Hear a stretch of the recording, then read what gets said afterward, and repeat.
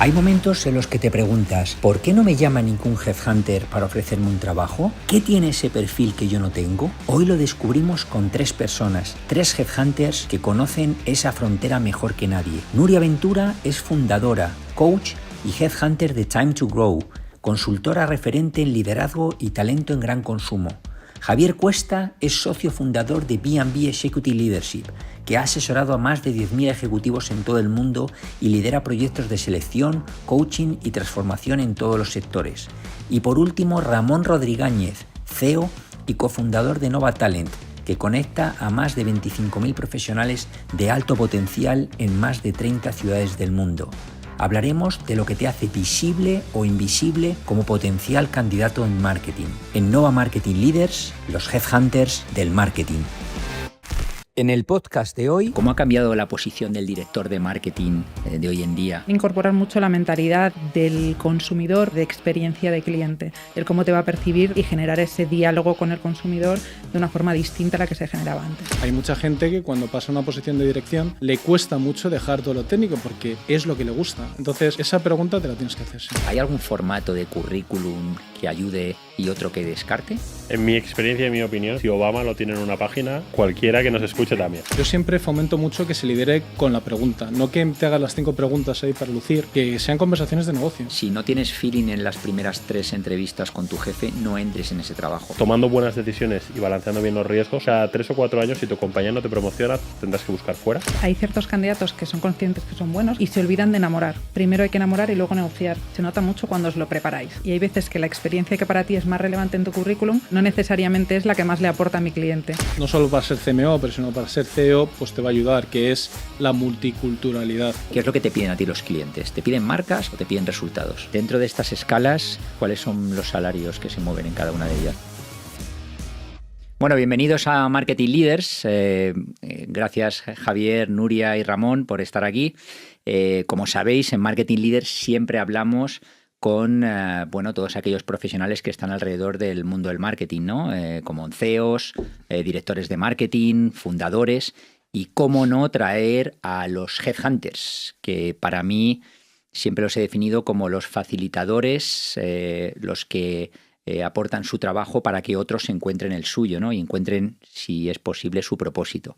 Y bueno, lo primero que me gustaría preguntarte, Nuria, así muy rápido antes de empezar el podcast, es si os gusta la palabra headhunter. Bueno, a mí no especialmente, pero es verdad que me da igual mientras sepan a lo que me dedico y cómo les puedo ayudar, con lo cual mientras puedan localizarme me vale. ¿Tú, Javier? Pues a ver, en Estados Unidos ya está casi prohibida, pero bueno, como dice Nuria, no es tanto cómo nos llaman los demás, sino cómo nos perciban los demás. Muy bien. Ramón. Nosotros no nos consideramos tal cual un headhunter, tenemos una línea que se parece casi más a una agencia, diría, ¿no? De perfiles quizá un poquito, no siempre tan senior como los de Javier o los de Nuria. Nosotros somos más una herramienta, una plataforma, pero sí, el negocio que hacemos es de headhunter. No me importa, la verdad, ¿no? Muy bien, no me preocupa. muy bien. Bueno, pues nada, pues vamos a charlar un ratillo sobre los diferentes topics que están alrededor del marketing y cómo vosotros hacéis ese approach y ayudáis a los candidatos a que encuentren su trabajo ideal.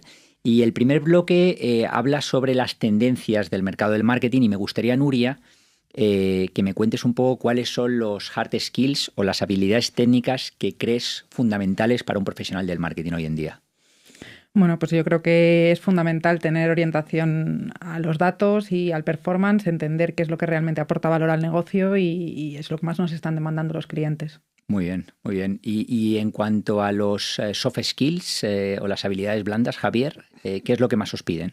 Bueno, yo creo que el mercado precisamente está valorando cada vez más las habilidades blandas, que pueden ser pues desde la flexibilidad, en este caso en marketing, la escucha activa, entender de qué va el negocio y cómo puede aportar, ¿no? desde la parte de marketing, y en función de pues, si es una empresa multinacional o una startup, una scale-up, pues ahí las competencias a definir tendrán que ser distintas porque el contexto pues es distinto. Entonces, digamos que esta es típica pregunta que haces que siempre tiene muchas casuísticas, ¿no? Pero en líneas generales, todo el mundo está valorando cada vez más las competencias para su negocio. Muy bien, muy bien.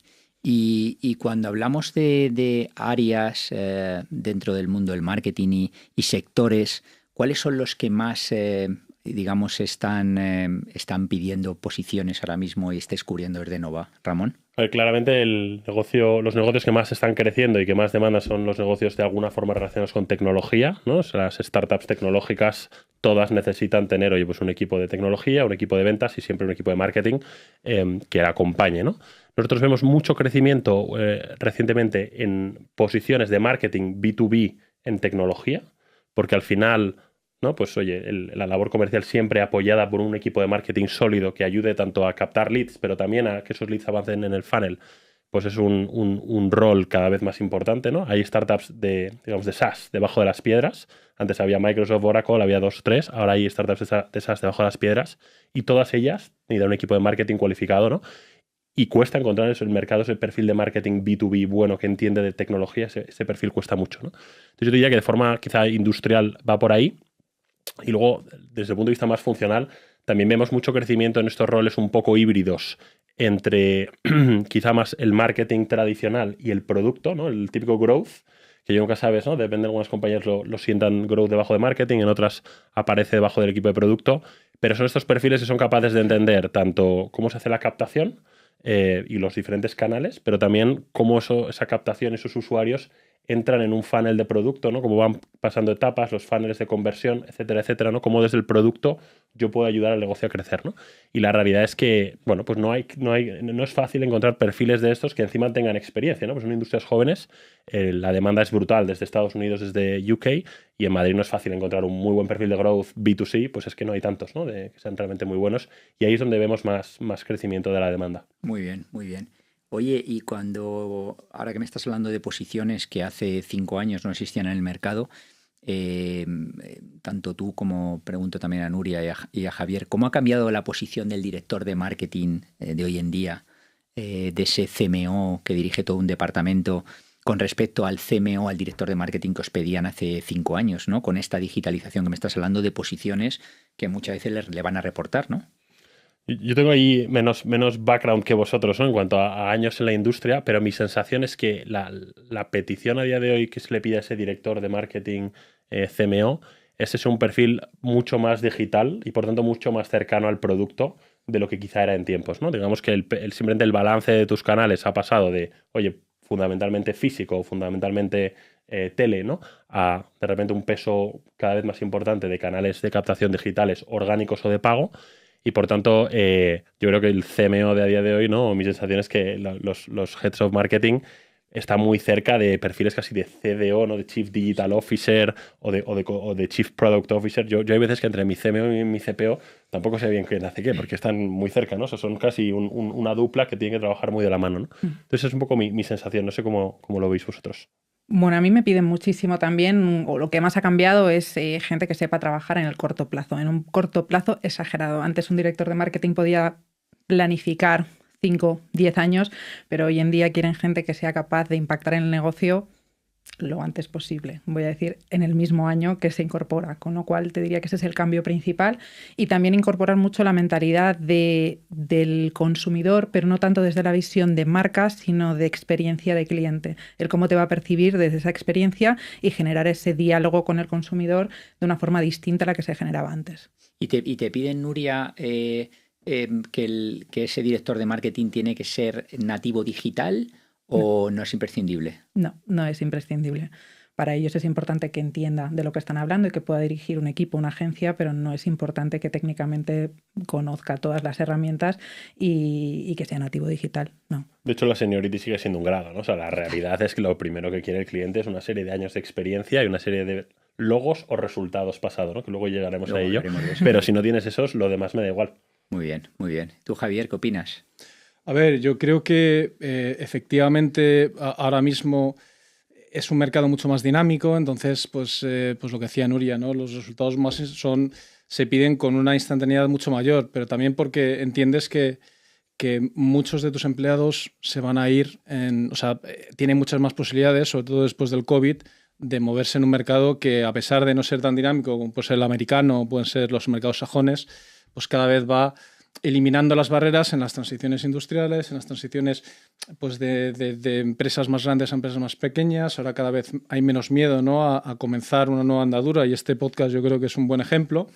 Y luego, por otro lado, lo que hablabas, para la posición del CMO, para la posición de director de marketing, pues las habilidades técnicas, las hard skills que hablaba antes Nuria, quizás no sean tan importantes como la capacidad, uno, de ser un buen business partner del CEO, dos, de poder aglutinar la información de otros departamentos para los que marketing trabaja, y tres, de poder dirigir un departamento pues, donde tu gente crezca, donde creas un departamento autónomo y que sea especialmente linkado con el negocio, que al final esta es la eterna duda, ¿no? De si el marketing es un centro de coste o un centro productivo.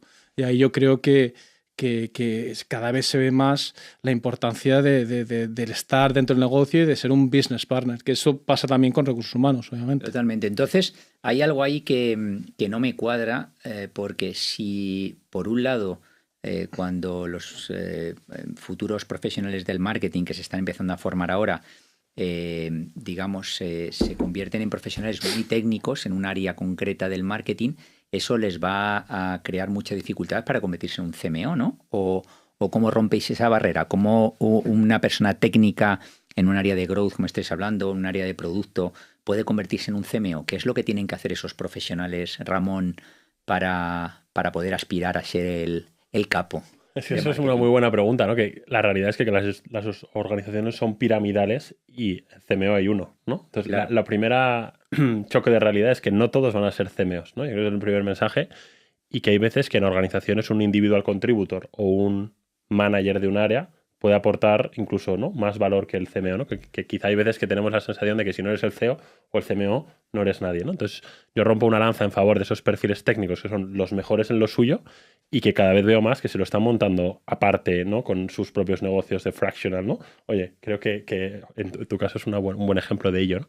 Entonces, bueno, pues yo rompo una lanza para allá, pero claramente el perfil que quiera ser head de un departamento de marketing o director tiene que tener un perfil multidisciplinar, y si es un perfil demasiado vertical, que sea un 10 en performance, pero que no tenga ni idea de PR, no me vale de responsable de marketing.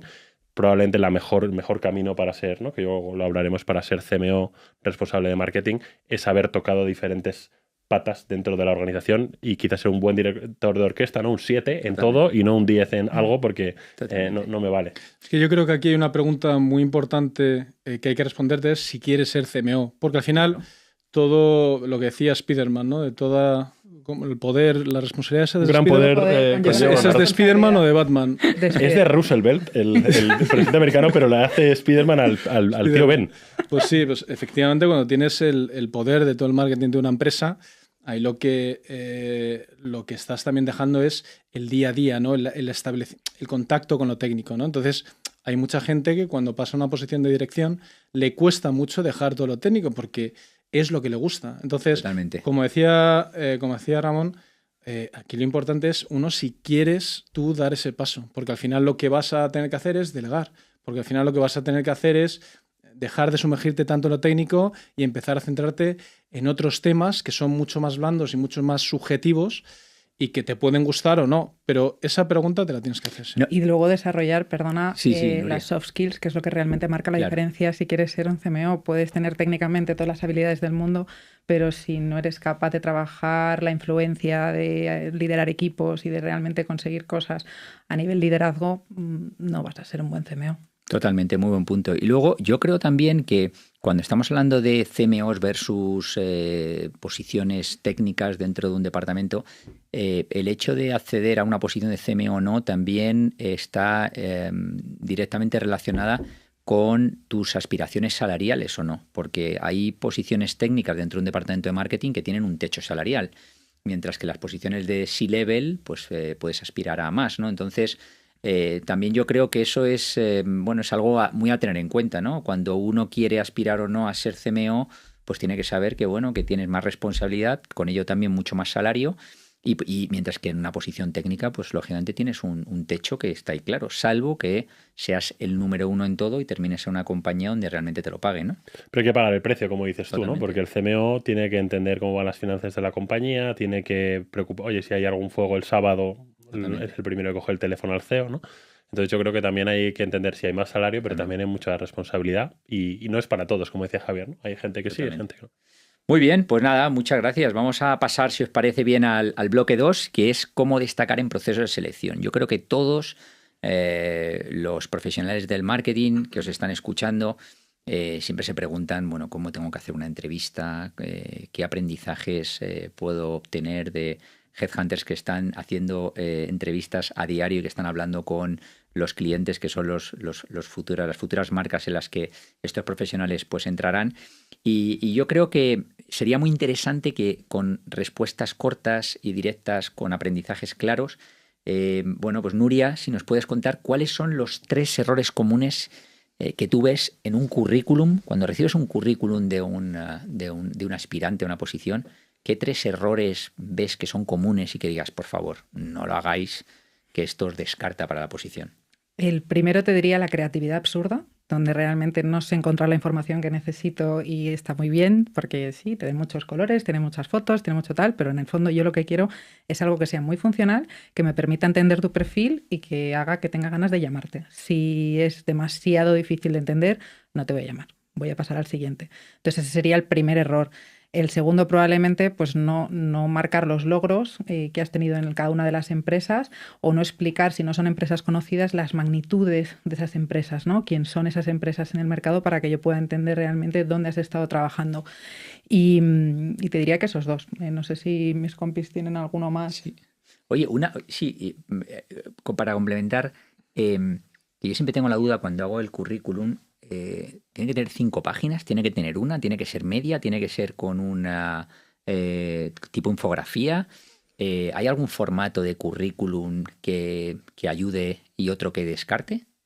En mi experiencia y mi opinión, que quizá hay una componente subjetiva, si Obama lo tiene en una página, cualquiera que nos escuche también, ¿no? Entonces hace un esfuerzo de síntesis porque el mundo, estamos todos muy ocupados, ¿no? Entonces no tengo ni el tiempo ni las ganas de leerme todo lo que hiciste cuando estabas en el colegio, que hiciste un extraescolar. Entonces una página, yo soy muy fan, y como dice Nuria, claro y al pie, salvo que seas un brand designer, donde probablemente, ¿no? Un perfil muy creativo, donde esa creatividad del propio cómo configuras tu currículum me dé, ¿no?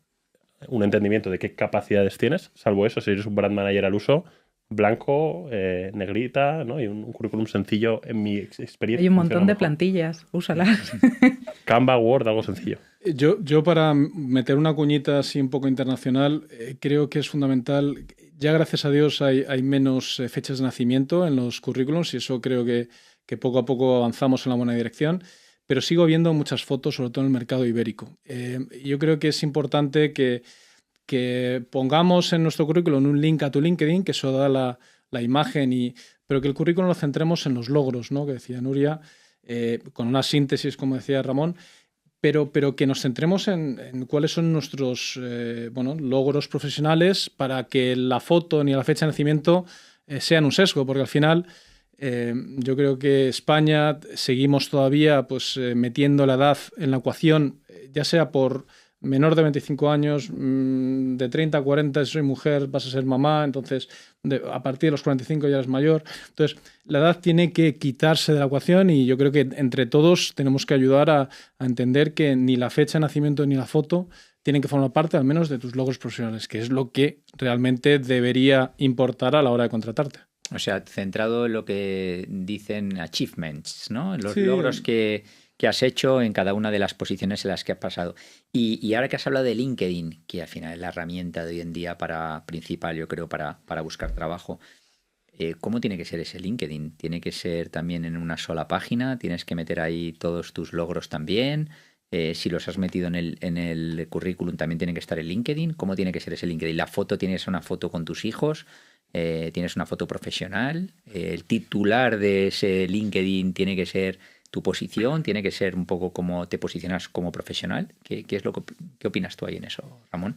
Pues yo diría que el LinkedIn puede ser un poquito más amplio que el currículum, ¿no? Entonces puedes explicar un poquito mejor esos logros y ser un poquito más generoso en el volumen de contenido. Red flag para mí brutal en cualquier caso es cuando me encuentro un perfil de una persona, ¿no? A priori relativamente junior, pero me aparecen 29 experiencias profesionales y yo, pero a ver, esta chica tiene 26 años, ¿no? De nuevo, me has incluido mucha paja, ¿no? Entonces yo creo que con un poquito de cuidado se puede ser un poquito más generoso. Es muy sencillo a día de hoy con IA tener una foto profesional sin fondo, que estés sonriendo y que des una imagen buena. sí que creo que puedes tocar un poco tu vestimenta, ¿no? Yo hoy voy con la camiseta de Nova, ¿no? Yo soy el CEO startupero hoy, ¿no? Pero me han visto llegar aquí Javier y Nuria, y yo venía con una camisa blanca porque venía de una reunión con una compañía de servicios profesionales donde yo era más un headhunter, ¿no? Entonces yo creo que hay que adaptar también, ¿no? En tu vestimenta, qué imagen quieres reflejar. Y en cuanto a la foto de arriba del todo, ¿no? O el tagline, yo no me liaría mucho, ¿no? Si es muy relevante para lo que quieres hacer y hay algo claro, ¿no? Y pues tu empresa donde trabajas, un proyecto personal que quieres poner, pues oye, en la primera vista, fenomenal, ponlo. Pero a mí me empieza a dar mucho miedo los perfiles de LinkedIn en los que veo una frase de te ayudo a... ¿no? Cuando veo mucho de esto, oye, ya tengo esa alerta de quizá me quiere vender algo, ¿no? O por lo menos yo como CEO que me vienen muchos estos, me saltan las alertas, me gusta más cuando veo, oye, rol y algo un poquito más breve. Muy bien. Nuria, ¿tú qué opinas? Sí, pues estoy muy de acuerdo con lo que comentas. Realmente para mí, en la parte de arriba, a mí me gusta que pongan los logos de las empresas en las que han trabajado, porque creo que de alguna manera en un primer vistazo estás viendo el tipo de compañía en el que está la experiencia y luego puedes bucear y profundizar. Y creo que sirve de extensión al currículum, que de alguna manera todos aquellos links que me ayudan a entender mejor tu trabajo, tus charlas, tus participaciones, pues me ayuda a completar esa imagen más fría que me puede dar el currículum. Me gusta mucho lo de la imagen de los logos. Esto yo nunca lo había hecho. Sí, esto se lo recomiendo mucho. Esto me lo voy a apuntar. Sí. Me encanta. Oye, y ahora que hemos hablado del currículum, hemos hablado de LinkedIn, ahora ya estamos a la hora de la verdad. Estamos en la entrevista, Javier. ¿Qué consejos le das a un profesional del marketing, da igual su seniority, cuando se enfrenta a un headhunter y cuando se enfrenta al cliente, a su futuro jefe? A ver, yo creo que en una entrevista hay que hablar de lo que es realmente importante para el puesto, porque efectivamente todos nosotros, sobre todo con el paso de los años, pues nos empezamos a tener 10, 15 años y eso, o 20, o 25, o 30 años, y eso sintetízalo en media hora, ¿no? Entonces, es importante que nosotros en el baúl de nuestra experiencia contemos lo más relevante. ¿Cómo se puede contar lo más relevante? Pues haciendo las preguntas pertinentes al headhunter o al cliente para entender bien el contexto, ¿vale? Porque si no, si al final vas a contar una historia que no tiene nada que ver con lo que es el puesto, pues no te va a servir de nada. Entonces, yo siempre fomento mucho que se lidere con la pregunta. No que te hagas las 5 preguntas ahí para lucir, sino que sean conversaciones de negocio. Oye, ¿qué medios voy a poder conseguir? ¿Cuál es la situación actual? ¿Por qué se ha creado esta posición? ¿No? ¿Estoy haciendo un reemplazo de alguien? ¿Es una posición de nueva creación? Si es de reemplazo de alguien, ¿qué es lo que ha fallado? Si es una nueva creación, ¿por qué ahora? ¿No? Entonces, cuando tú tienes más datos, puedes tener un discurso mucho más enfocado en lo que realmente puede interesar al headhunter o al cliente, ¿no? Entonces, lidera desde la pregunta y cuando tengas la información, recoge de tu experiencia lo que sea relevante para el puesto, porque sea un contexto similar, pues si has hecho un scale-up y esto es un scale-up, pues háblalo. Si has trabajado en una empresa de tamaño similar o en un momento de empresa similar a la empresa en la que estás, pues sobre todo centra todos los tiros en lo que... para que cuando la gente escuche lo que estás diciendo, dices, coño, es que aquí hay un pain point, es que esto a mí me está pasando ahora. Entonces, el link pasa de ser no de entrevistador a entrevistado, sino de nosotros como candidatos pasamos a ser hasta el doctor, ¿no? Que le dice al enfermo, oye, pues a mí me pasó esto y hice estas cosas. Y entonces la relación ya deja de ser jerárquica de entrevistador a entrevistado y empieza a ser colaborativa y empieza a ser, pues eso, de business partner, ¿no? Que es un ensayo perfecto para lo que luego va a ser el día a día. Totalmente. Y Nuria, en esa entrevista, cuando tienes entrevistas con candidatos que tienen un currículum espectacular y que te han hablado fenomenal de ellos, ¿cuál es la voz de alarma para decir este no es el candidato, ya no para el cliente, sino un candidato que yo quiero colocar? ¿Qué es lo que descubres en esa entrevista que dices no es la persona? Para evitar que si alguien lo está cometiendo por error, pues no lo haga. Bueno, para mí hay 2 cosas. La primera es no contestar a lo que te estoy preguntando. Yo suelo intentarlo varias veces, pero ya la cuarta, dime, perdona, te estoy preguntando esto y me genera mucha desconfianza que no me esté respondiendo lo que realmente quiero, con lo cual, cuando te preguntan algo, responde lo que te preguntan. Y segundo, hay ciertos candidatos que son conscientes que son buenos, que tienen cierta reputación en el mercado y se olvidan de enamorar. primero hay que enamorar y luego negociar. Pero si estás negociando antes de enamorar, yo pierdo el interés en ese candidato porque sé que a mi cliente le va a hacer lo mismo y no va a avanzar en esa terna. Muy buen consejo, no, me encanta. Luego hay otro que yo siempre he escuchado cuando he hecho entrevistas en el pasado con headhunters, que siempre un consejo que te dan es cuando, sabes que al inicio de las entrevistas siempre te dicen, bueno, háblame un poquito de ti, ¿no? Y te dan como 10-15 minutos de monólogo, de speech, ¿no? Que en ese monólogo, sobre todo, cuentes en qué empresa estuviste, qué es lo que hiciste, de qué encargaste y cuáles son los logros o los resultados, y si puedes numérico, hablar de cifras, de top line, hablando en general de cuál fue el EBITDA que durante la época en la que tú estuviste en esa compañía pues generasteis. Son datos públicos, ¿no? Un poco cuántas personas dentro de tu departamento hiciste crecer, qué budgets manejabas, un poco que vean a nivel numérico que tienes bueno, que las cifras en la cabeza, ¿no? Y eso yo creo que es algo útil, ¿no? ¿Estáis de acuerdo, Ramón? ¿Tú qué opinas, Nuria? Yo tengo un matiz con eso, sí. Y es que se nota mucho cuando os lo preparáis. Vale. Es decir, hay gente que viene con ese speech y te lo suelta y os olvidáis de realmente el cliente que hay detrás. Y hay veces que la experiencia que para ti es más relevante en tu currículum no necesariamente es la que más le aporta a mi cliente. Con lo cual, siempre os digo, pensad de vuestra experiencia, qué aporta más valor a la oferta que tenéis delante. En una será tu última etapa y en otra a lo mejor son 3 pasadas que para ti tienen menos relevancia, pero que el cliente es lo que quiere saber. Entonces, ahí es donde el punto de Javier es clave, ¿no? De liderar con la pregunta. No ese candidato que lidera con la pregunta, ese es diferencial, ¿no? Ese es el que toma control de la relación, porque eso es un proceso de venta mutua, ¿no? Y entonces sí. El que tenga más poder, pues casi siempre acaba ganando la negociación. Yo creo que lo que sí que apuntas es clave saberlo, esas cifras siempre, y es muy útil en el currículum. No lo hemos mencionado cuando uno habla de los achievements. Sí. Si en un achievement me hablas, oye, de lo que has conseguido, pero no me pones un número, me cuesta tangibilizar qué tipo de compañía eras, llevabas, qué tipo de equipo, qué tipo de budget. Yo creo que al currículum va tal cual tu mensaje, pero yo creo que el caveat, ¿no?, que comentaban Javier y Nuria, de oye, adapta el mensaje al cliente, ¿no? Porque tu cliente de QSR no es el mismo que el cliente de gran consumo, que no es el mismo que el nativo digital. Genial, muy bien. Entonces, resumiendo un poco de lo que hemos hablado en este bloque, el currículum conciso, explicando resultados, para que si de esta manera se demuestre un poco bueno, cuánto has abarcado de negocio y cuáles han sido los resultados que gracias a su trabajo se han obtenido en la compañía.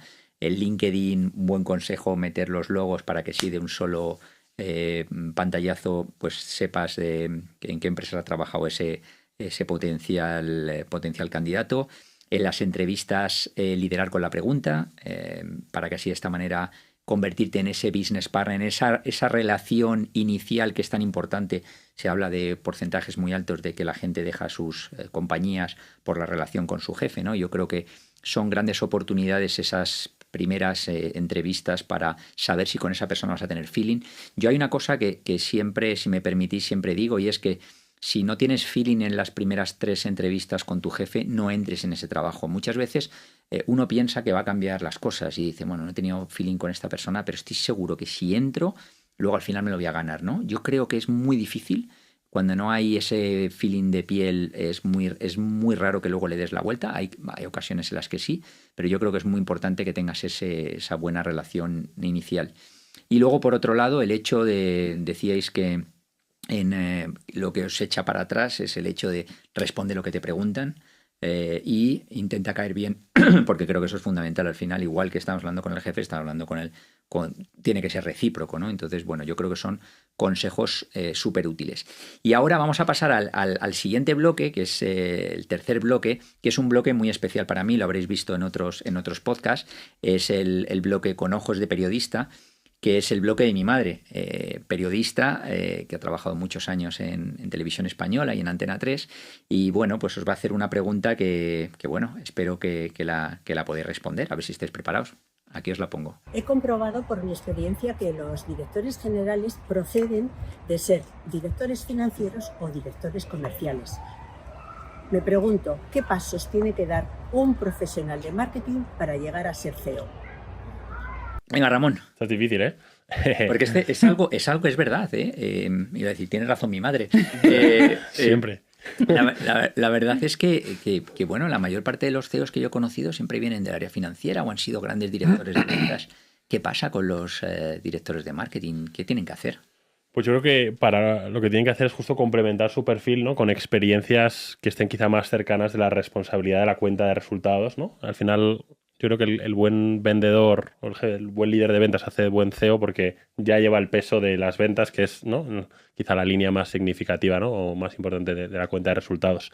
Y el financiero porque lleva trabajando con la cuenta de resultados toda su vida.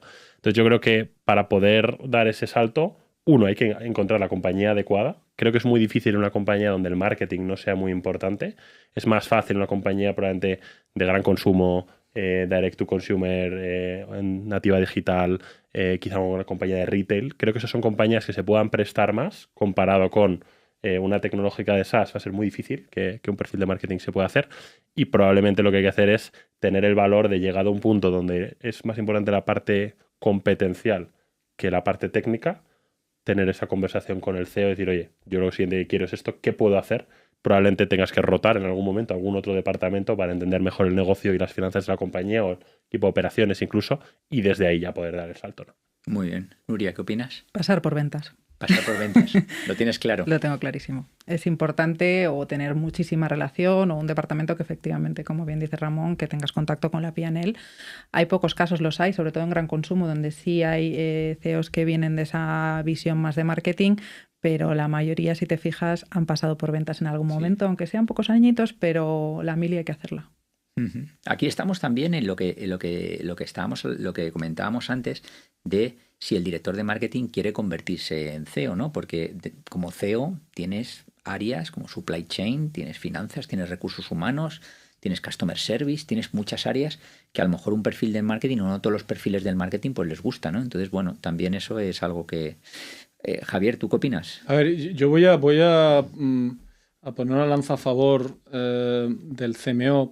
Pero yo creo que competencialmente al CMO se le presupone que va a ser un business partner para distintas áreas del negocio. O sea, que se le presupone que va a entender distintas áreas del negocio porque está a su servicio, ¿no? Entonces, ya el estar a servicio, pues también idealmente esta persona va a tener capacidades de buena escucha activa, capaz de delegar y de crear entornos colaborativos.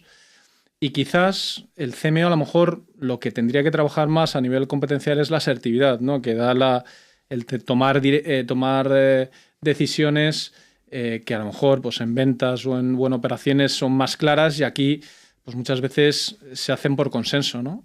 Entonces, pero a nivel competencial creo que es uno de los perfiles más ricos en distintos...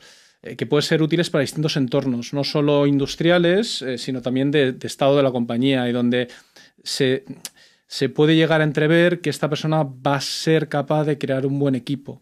Entonces, obviamente la experiencia en otros departamentos, ya sea al inicio de la carrera o en algún momento de tu carrera, pues te va a ayudar a walk the talk, ¿no? Que dirían los americanos, pero desde el punto de vista competencial habría que investigar por qué no hay tantos CMOs, ¿no? Que acaban como dirección general, porque realmente yo sí les veo bastante más preparados que un CFO, por ejemplo, al uso, que un COO. Y con el CSO, pues bueno, puede ser, pero hay veces que los CSOs tienen un liderazgo demasiado... Bueno, pues que podría estar más acotado a un entorno más de turnaround, de cambio, ¿no? Por donde se les espera, se les presupone ese punto más de ser incisivos, ¿no? Por lo tanto, yo creo que la base está. A lo mejor lo que hay que hacer es un poco la pedagogía, ¿no? De ejemplos que hayan conseguido hacer ese cambio y cómo lo han hecho para que aprendamos. Luego también yo creo que depende mucho del proyecto, ¿no? Porque si es un proyecto en el que el marketing está en el centro, tener a un CMO liderando la compañía es perfecto y ya se rodeará de perfiles técnicos que complementen el resto. Mientras que hay otras compañías que son puramente financieras, donde realmente el CMO es un perfil, digamos, accesorio y maneja presupuestos muy pequeños y es mucho más importante las finanzas y la parte de ventas, ¿no? Entonces yo creo que depende mucho del proyecto, ¿no? De lo que exija ese proyecto. Entonces, bueno. Bueno, pues nada, vamos a pasar al siguiente bloque, el penúltimo bloque, el bloque cuarto, que es básicamente de la carrera profesional.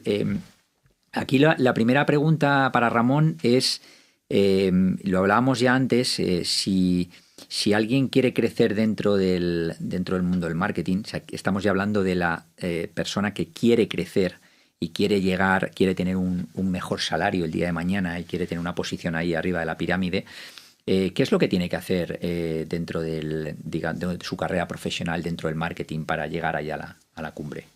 Yo diría dos cosas. La primera es que en el mundo en el que vivimos es muy difícil llegar hasta arriba si te quedas en el mismo sitio donde arrancaste, ¿no? O sea, eso es la pena, pero es la realidad. De acuerdo.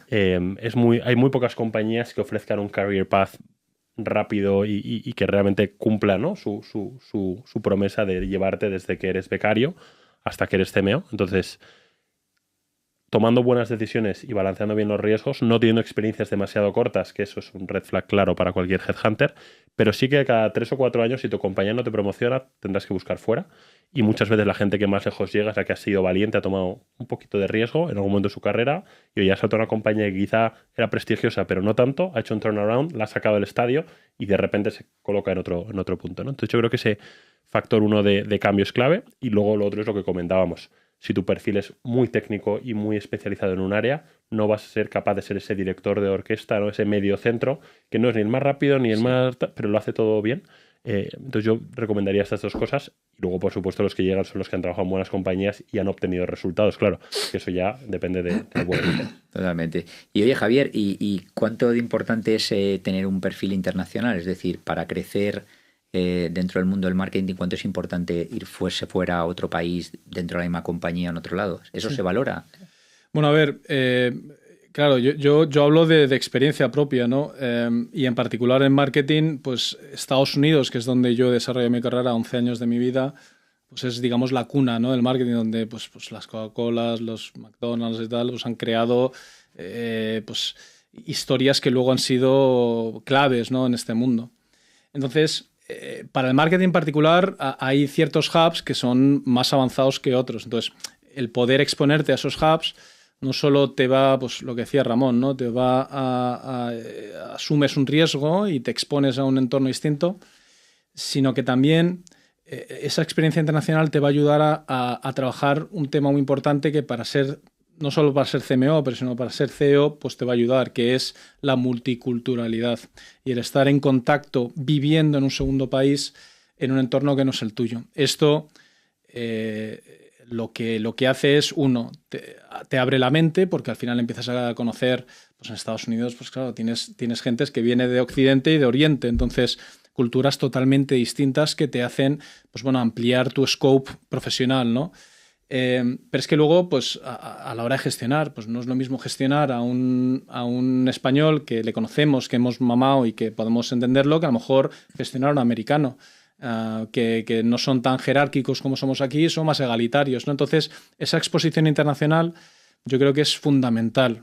Y en el caso del marketing, pues si vas a más a un hub de marketing, te va a hacer un step up que, como decía Ramón, luego hay ciertos perfiles que aquí están en carestía, ¿no? Que es lo que se llama un mercado de candidatos, donde el candidato tiene la fuerza de decir, oye, aquí hay pocos, pues, oye, a ver quién me quiere fichar, ¿no? Scarcity, ¿no? Es mercado de candidatos, mercado de clientes. Sí, sí. Cuando eres y si encima vienes de fuera, pues te conviertes en una persona muy potente y luego en un conector de culturas, en una apertura, o sea, traes a tu país ideas innovadoras y traes innovadoras no porque sean innovadoras, sino porque son distintas al status quo. Entonces yo a todas las personas, sobre todo en los primeros años de carrera, si se pueden ir internacionalmente, que lo hagan. O sea, solo tiene beneficios. Y no es el idioma, créeme, porque ahora con toda la AI, pues al final el idioma es secundario, sino la apertura cultural, la creatividad, la exposición, el salir de la zona de confort que ahora está bastante manida. Para que salir es recomendable y aparte de esta carrera internacional o digamos de tener experiencias en el extranjero, Nuria, cuando este profesional va creciendo de área en área y demás, ¿cuánto de importante es haber trabajado en marcas potentes que tengan mucho nombre, que todo el mundo conozca, versus haber trabajado en proyectos más pequeños o incluso grandes, pero con marcas que nadie conoce, pero impactando muchísimo en resultados? ¿Qué es lo que te piden a ti los clientes? ¿Te piden marcas o te piden resultados? Me piden resultados, pero las marcas ayudan muchísimo. Los currículums son más sexys y todos entendemos mejor lo que se hace en Coca-Cola que en una compañía que no sabemos a qué se dedica, ¿no? Entonces, es importante que se equilibren las dos cosas. Lo más importante es la reputación que tienes en esas experiencias. Puedes haber hecho muchos resultados y eso te va a ayudar, que la gente que ha trabajado contigo te va a recomendar, con lo cual ese nombre en el mercado no dependerá tanto de la marca que acompaña al nombre, sino de lo que has hecho. Y también es importante que esos logros se den en grandes empresas, porque hay mucha gente en grandes empresas que son unos auténticos paquetes y que sobreviven ahí porque hacen bulto, ¿no? Entonces, o la famosa patada para arriba, ¿no? Que dices, ostras, ¿cómo crece? En realidad se lo están sacando de encima de departamento en departamento porque hay espacio suficiente en estas grandes compañías. Entonces, los resultados siempre son lo primero, pero las marcas ayudan. Totalmente. Yo creo que eso es un sesgo que cuando uno se dedica al mundo de la contratación, uno no se da cuenta de cómo llegan los clientes y te piden, ¿no? Y los clientes tienen muchos sesgos y quieren una serie de logos, ¿no? Y sin esos logos hay veces que no valen, ¿no? Entonces tú lo puedes, a veces nos pasa a nosotros que te presenta un candidato que es mejor, y lo conocemos, es mejor, ha tenido más resultados, pero si no tiene una serie de logos que generan lo que en recursos humanos se llama señalización, ¿no? Ese signaling, pues hay clientes que no los quieren ver, ¿no? Entonces también hay que tener cuidado con balancearlos bien, porque algunos buenos logos en el currículum que generen esa señalización, sobre todo si es pronto en la carrera, yo creo que ayuda mucho para luego poder tomar ese riesgo de irte a la compañía pequeña, sacarla del estadio y llegar arriba del todo, ¿no? Yo creo que ese es el punto. Ese consejo yo estoy 100% alineado con él. Yo siempre cuando me preguntan chavales, chavalas que están estudiando marketing y me dicen, oye, ¿dónde trabajo? Me han ofrecido estas dos cosas. Yo siempre digo, pon 2 buenos logos en tus primeros años de carrera, que al final siempre dirán, es un ex-Procter, es un ex-Unilever. Y a lo mejor has estado de becario 1 año en Unilever, pero ya eres un ex-Unilever, ¿no? Y luego ya puedes trabajar en empresas más pequeñas, pero ya tendrás ahí esos logos. Y luego también creo que cuando tú al inicio pones esos logos potentes, tendrás siempre acceso a empresas de todo tipo, mientras que si pones logos no potentes, te costará mucho llegar a las grandes, ¿no? Entonces, estoy totalmente de acuerdo. Y aparte de eso de las marcas, Ramón, hay otra cosa que siempre, bueno, pues me llega a través de amigos y demás, dicen, es que, joder, siempre he trabajado en Teleco como marketing y es que ahora quiero meterme a vender burgers y no lo logro, o viceversa, ¿no? ¿Es posible eso de cambiar de sector cuando ya tienes años de experiencia y muchos años en un mismo sector? Es difícil. Siempre es más difícil. Evidentemente, el cambio funcional es que llega un momento que es imposible, ¿no? O si no es dentro de la misma casa, esa rotación a las ventas a otra casa es casi imposible. La rotación al equipo de ventas para ser CEO la tienes que hacer en la misma compañía. Pero efectivamente, rotar la función, o sea, rotar dentro de la misma función de marketing a otra industria no es sencillo. Siempre, claro, la forma de hacerlo es en industrias lo más cercanas posible. Pues probablemente si te vas de QSR, pues si te vas hacia retail o gran consumo, puedan estar un poquito cerca. Te quieres ir a Teleco, claro, es que el salto es mayúsculo porque no tiene nada que ver el negocio, el tipo de cliente, cómo paga ese cliente, ¿no? Creo que cuantos menos variables haya en el salto, pues oye, quizás me voy primero a una tecnológica B2C y ya luego me voy a ¿no? Y luego ya salto a una tecnológica B2B, pero si vengo de gran consumo y me quiero ir a una tecnológica B2B, pues es que no tiene nada que ver mi rol de marketing, ¿no? Entonces, aunque siempre dicen que de gran consumo puedes pasar a lo que sea, pero de lo que sea no puedes pasar a gran consumo, ¿no? Pero porque las empresas de gran consumo son muy piramidales, ¿no? Yo creo que los Procter, Unilever, L'Oreal tienen programas muy fuertes en la base de la pirámide y la realidad es que una vez que, ¿no? O sea, para crecer... Son vistas como empresas de marketing y entonces al final de ahí te aseguran, digamos, y es una muy formación. Difícil, claro, y tienen un pipeline interno de candidatos muy fuerte que no se abren tantas vacantes en el equipo de marketing como quizá en otras organizaciones que no son tan referentes, ¿no? En el mundo del marketing. ¿Qué opinas, Javier? A ver, yo creo que las transiciones industriales, gracias a Dios, son más fáciles después del COVID, donde al final la gente no solo buscaba, sobre todo, no tanto a C-level, pero la gente ahora mismo no solo busca proyectos, sino también busca formas de vida, ¿no? Formatos de vida. Oye, pues aquí tiene una flexibilidad mucho mayor y pues voy a la oficina 1 o 2 veces, ¿no? Entonces la calidad de vida empezó a formar un papel importante a la hora de tomar decisiones para cambiar. Entonces eso fomentó que el mercado fuera más dinámico y ese dinamismo también se plasmó en marketing. Dicho lo cual, marketing como recursos humanos, como financiero, que son, digamos, un poco la santísima trinidad del corporativo, se les presupone una transversalidad mayor que otras industrias, o sea, que otras funciones, ¿no? Al comercial, pues sí que es más complicado, a lo mejor cambios de industriales que no tengan una correlación, ¿no? Pero y luego es que creo que es muy sano que haya transiciones industriales para las carreras profesionales del individuo, porque aumenta el aprendizaje y eso aumenta la motivación y aumenta el rendimiento de las compañías. Y luego para el crecimiento de nuestras empresas, ¿no? Porque al final, si al final nos vamos robando a los 4 o 5 participantes, se genera una endogamia que capa la creatividad o capa la apertura. Por lo tanto, el sector no evoluciona. Y yo creo que estamos en la buena línea. En Estados Unidos, obviamente, estas transiciones son mucho más visibles y es un mercado infinitamente más complejo en cosas sutiles. Pero el mercado europeo está yendo en la buena dirección. Entonces yo, en ese sentido, soy un pelín más optimista y espero que ese optimismo se traslade, ¿no? Porque la transición industrial siempre es buena para todos. Genial, muy bien. Y bueno, la última pregunta de este bloque, que os la quiero hacer un poco a todos, que responda quien quiera, es ¿a cuánto está el kilo de marketing, ¿no? Como se diría aquel, ¿no? Es un poco, si nos está escuchando cualquier profesional del marketing, bueno, pues decirles un poco cuáles son las posiciones mejor pagadas dentro del área de marketing. Y bueno, yo siempre hablo que empiezas de becario, luego eres assistant, luego eres brand manager, luego eres marketing manager, luego eres head of marketing y luego eres director de marketing y luego eres CMO, ¿no?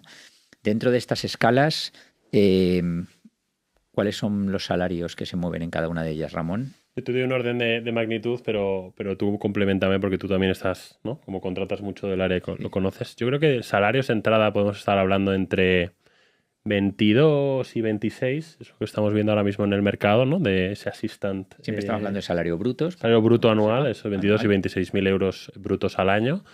Siempre en marketing hay algo de bonus, pero nunca es una cosa muy, muy grande, ¿no? Depende de la compañía. Cuando ya nos vamos, ¿no? a ese brand manager, ¿no? Pues quizás estamos hablando de un salario en torno a 40.000 euros brutos anuales, más o menos. El salto ya al marketing manager, pues ya estamos viendo salarios entre 50 y 70, te diría, ¿no? Entre las compañías que pagan, ¿no? Quizá más startup versus quizá una compañía de gran consumo más consolidada. Y a partir de ahí, oye, pues el director de marketing, pues quizá está en 80, 100, el CMO, si es regional, 100, 120, 150, quizá una compañía que paga un poco mejor. Y ya los CMOs más globales o de compañías más grandes, pues te vas de los 200 para arriba, ¿no? Eso es un poco mi...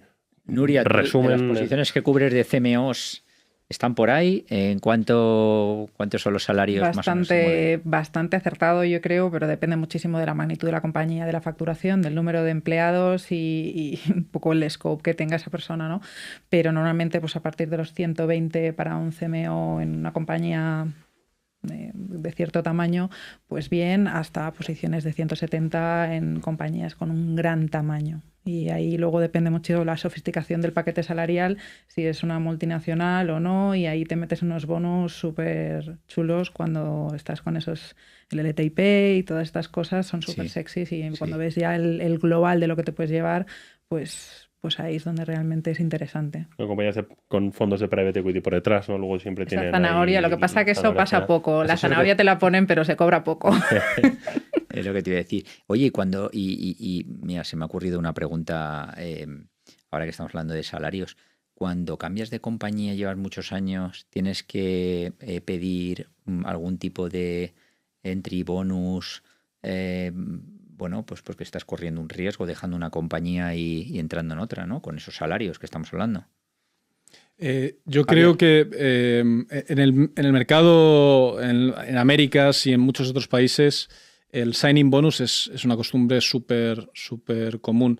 No tanto por el riesgo, sino porque también la persona está walking away, o sea, está dejando en la mesa el bono, ¿no? En función el bono anual en función del momento del mercado. Sobre todo en Estados Unidos es muy curioso porque, claro, si quieres contratar a alguien entre noviembre y marzo, se suelen dar los bonos anuales a finales del primer trimestre, principios del segundo, pues ahí ya dentro del presupuesto hay un signing bonus. Claro. Entonces yo no lo consideraría tanto en el riesgo, porque si ves un riesgo dejar un sitio para meterte en otro, o sea, tú tiene que ser un proyecto retador, un proyecto interesante, pero no puedes verlo. O sea, el dinero no puede compensar el riesgo a que sea lo que hablabas antes, ¿no? Del jefe, ¿no? Oye, pues como voy a estar con este jefe, voy a negociar más, o como el proyecto tiene una inseguridad tremenda, pues oye, a ver si me pueden... Pero al final es pan de hoy y hambre para mañana. Yo creo que tú tienes que estar identificado, entiendo que es un proyecto retador, con el proyecto y entender que si quieres poner un signing bonus, enfócalo desde el punto de vista de, oye, mira, yo mi bono que me van a pagar a finales de año pues es 20, un 30, un 15, un 10%, entonces pues bueno, pues me encantaría que esto estuviera en la ecuación. Y está, normalmente el porcentaje que se suele dar es entre el 5 y el 10% del salario base, ¿vale? Que se suele el salario base como signing bonus, ¿vale? Genial. A ciertos niveles 10% ya se da por hecho y otras veces pues puedes negociar. Genial, muy bien, pues nada, muchas gracias. Pues nada, ya estamos en el último bloque, y el último bloque es el de Reason Why, que bueno, el bloque se llama las preguntas off the record, y vamos a ver si las queréis responder o no. Pero la primera pregunta es para ti, Ramón. Adelante, Natalia. ¿Alguna vez tenéis que ayudar a reformular las funciones o requisitos en los procesos de contratación? Te diría que casi siempre. La realidad es que y no lo lleva mal eso el cliente, porque dice, me he hecho una job description, te lo he entregado ahí y tal, y tú llegas y a la primera de cambio me cambias la posición cuando la he estudiado. Yo creo ¿No le sienta mal al cliente? Hay clientes que las estudian, hay clientes que las estudian menos, y la realidad es que el cliente muchas veces necesita mucha ayuda en entender lo que necesita y también a lo que puede aspirar. Yo creo que hay mucho, nosotros nos piden de vez en cuando este unicornio rosa o unicornio blanco, ¿no? Que no existe, ¿no? Entonces, oye, hay que también saber qué compañía eres y qué te puedes permitir con tu presupuesto y tu paquete retributivo. Entonces, yo sí que creo que hay un proceso de acompañamiento al cliente de entender lo que quiere, y muchas veces el cliente no sabe lo que quiere hasta que no lo ve en candidatos. Yo creo que siempre veo que cuando el cliente, ¿no? Aunque sea ver un perfil, oye, ¿es esto realmente lo que buscas o no? Se le aclaran mucho las ideas, y nuestra experiencia es que, te dirá, más de la mitad de las veces lo que al principio el cliente cree que quiere no es exactamente lo que quería. Vale, muy bien. Bueno, la segunda pregunta es para ti, Javier. Venga. ¿El headhunting es un gasto o una inversión? Pues yo creo que esta es nuestra responsabilidad, entender que el headhunting es una inversión. Sobre todo, perdona, Javier, porque al final muchos clientes dirán, pero si ya lo puedo mirar en LinkedIn, claro, ¿no? Claro. A ver, yo creo que el headhunter, que no me gusta la palabra, pero digamos que el buscador de talento no tiene que ser un enviador de currículums.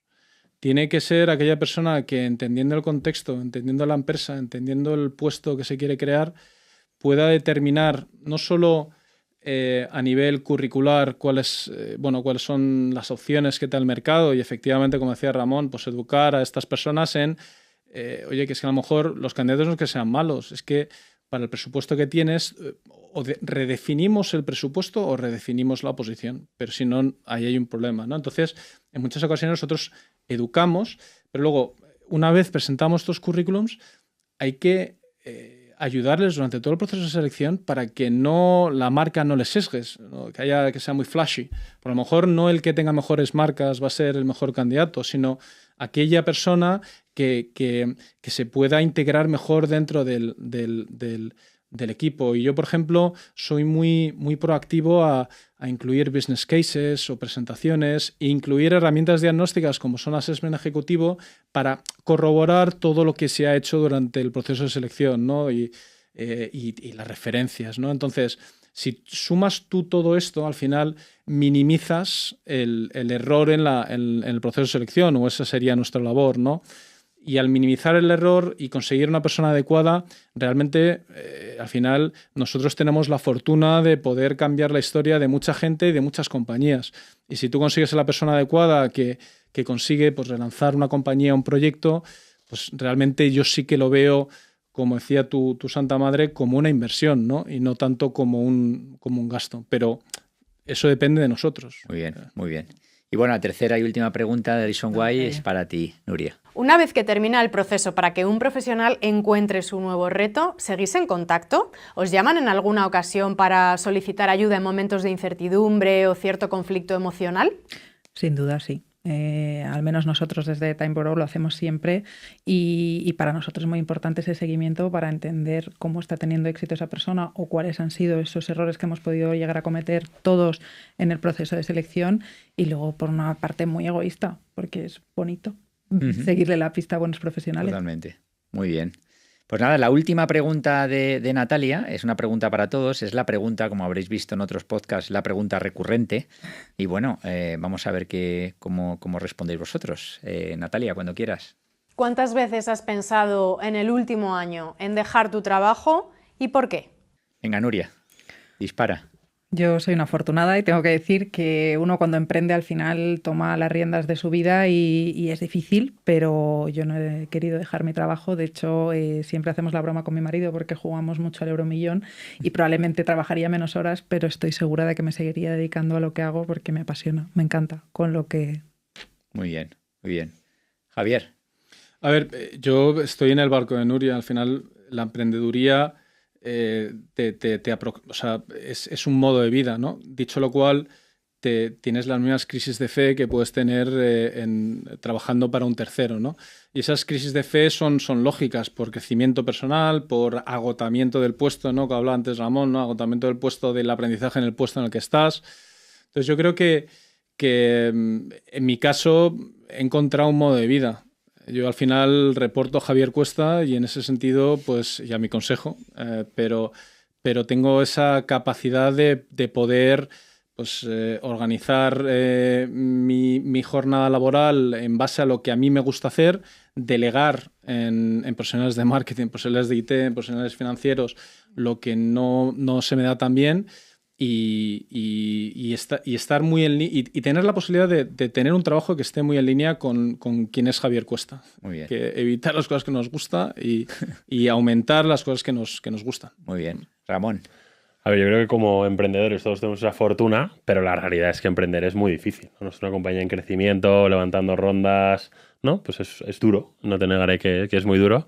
Ahí yo tengo la fortuna de que estoy muy bien rodeado con mi mujer, que es un pilar, y porque tengo un socio con el que nos entendemos muy bien, ¿no? Y que ha sido una roca. Pero es difícil, esa es la realidad. Y yo sí que creo que en algún momento he pensado, joder, este reto realmente voy a ser capaz. Yo creo que ha habido momentos de eso, pero luego cuando ves, ¿no? El impacto que tienes, las cosas que estamos lanzando, la energía con la que llegas a la oficina que tienen el equipo, en esos momentos bajos que yo al menos haya podido tener este año, se me pasa rápido la tontería y sigo empujando como el primer día, ¿no? Entonces, bueno, yo creo que ahí la clave es rodearse de gente que te aguante, porque los emprendedores trabajamos, yo por lo menos, muchas veces en horarios o en días que no son los habituales. Totalmente, muy bien. Bueno, pues nada, muchísimas gracias. Muchas gracias por toda vuestra respuesta. Estoy seguro que han salido muchos aprendizajes que todo el mundo pues va a aplicar. Y bueno, pues nada, muchísimas gracias por estar ahí, al otro lado, por ir escuchando este podcast y os espero el próximo mes. Muchas gracias.